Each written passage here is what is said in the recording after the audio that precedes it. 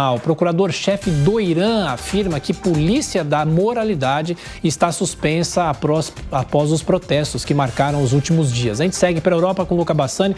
Ô Luca, o governo do Irã também promete mudanças nas leis de vestimenta, mas ainda não há dúvidas no país se isso vai mesmo acontecer. Qual a chance disso acontecer? Difícil, hein?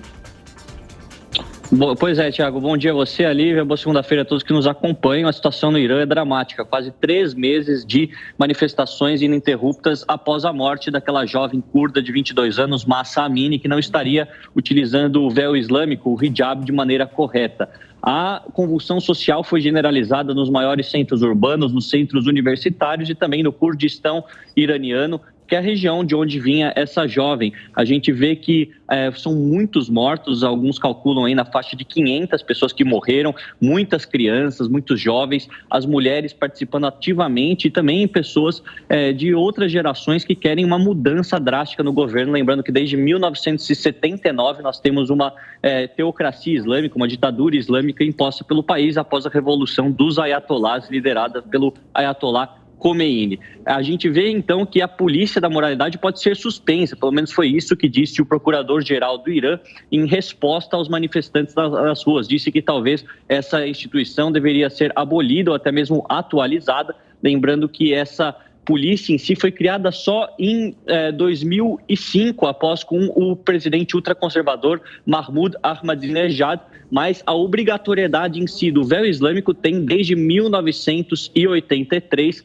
algo que se transformou bastante característico no Irã, que não só as mulheres iranianas, mas as estrangeiras que visitam o país também têm a obrigatoriedade de usá-lo. Então, eles consideram que talvez possa ter uma discussão sobre abolir essa lei, e aí fica pelo critério de cada uma das mulheres utilizar ou não.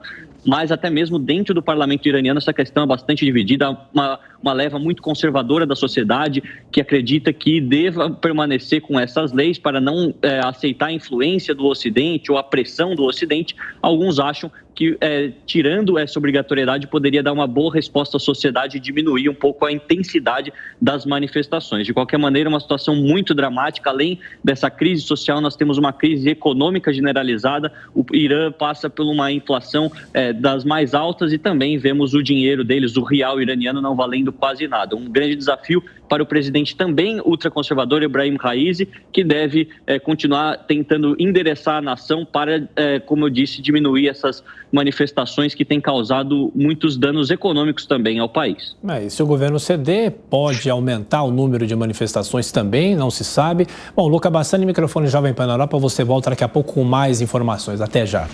E sobre toda essa crise no Irã, a gente recebe agora aqui no Jornal da Manhã o mestre em Relações Internacionais e também doutorando em Ciência Política da Universidade Federal de Pernambuco, Igor Sabino. Igor, bem-vindo, obrigada pela participação, bom dia. Bom dia, eu que agradeço. Quero ouvir sua opinião, Igor, a respeito da possibilidade de essas medidas anunciadas por autoridades iranianas realmente se concretizarem. No fim de semana, a gente teve esse anúncio, como o Luca Bassani trouxe agora a informação para a gente, do fim da polícia da moralidade. Desde quinta-feira, esse assunto da possível extinção da obrigatoriedade do uso do véu está em discussão também no país. O governo vai se manifestar a respeito nos próximos dias, mas me parece que nada ainda é oficial. Isso vai se concretizar?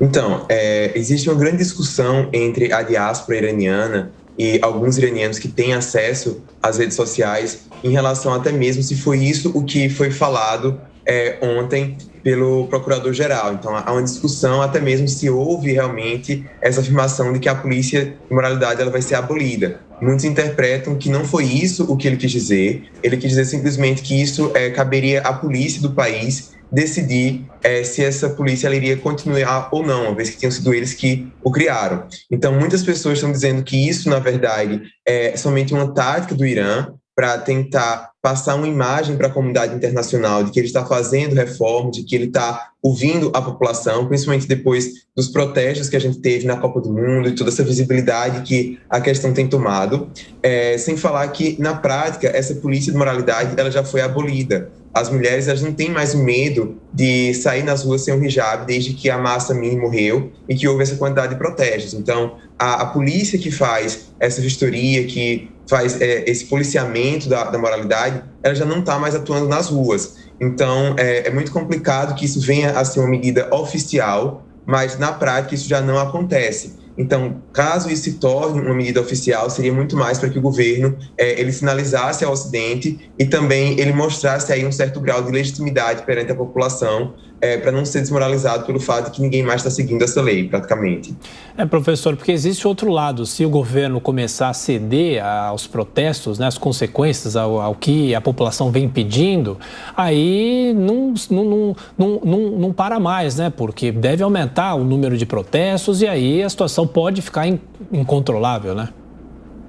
Sim, mas a gente precisa lembrar, né, também que o próprio governo ele tem reagido aí com maneira muito forte na repressão. Então, mais de 18 mil pessoas já foram presas, mais de 400 morreram, inclusive crianças, mulheres. Existe um número muito grande de prisioneiros que foram condenados à morte.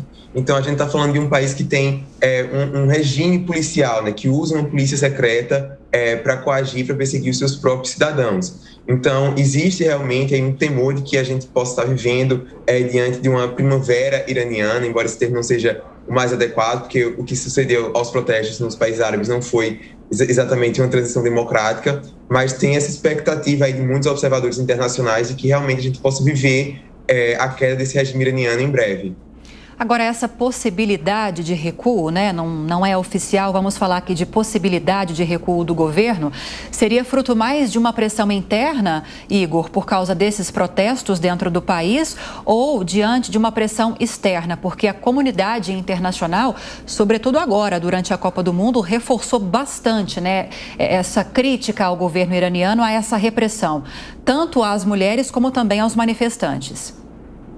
Então, eu creio que é principalmente um fruto das pressões internas, né, do que tem acontecido.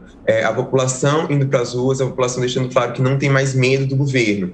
Claro que essa questão da pressão internacional ela também pesa, principalmente porque a gente está passando por um momento em que o Irã ele tenta negociar um novo acordo nuclear com a Europa e com os Estados Unidos, né? Essas negociações elas estão em stand-by por conta desses protestos, por conta dessas questões de direitos humanos, mas vale ressaltar que em outros momentos houve também uma pressão da comunidade internacional, houve protestos populares, como em 2009, e a gente não viu o governo iraniano recuando tanto. Então, por exemplo, o governo já reconhece que 300 pessoas foram mortas nos protestos, né? As organizações de direitos humanos apontam que foi mais do que isso. O governo também está dizendo que policiais foram mortos, né? Ignorando que tenham sido só civis. Então, eu acho que é principalmente uma busca agora pela legitimidade interna.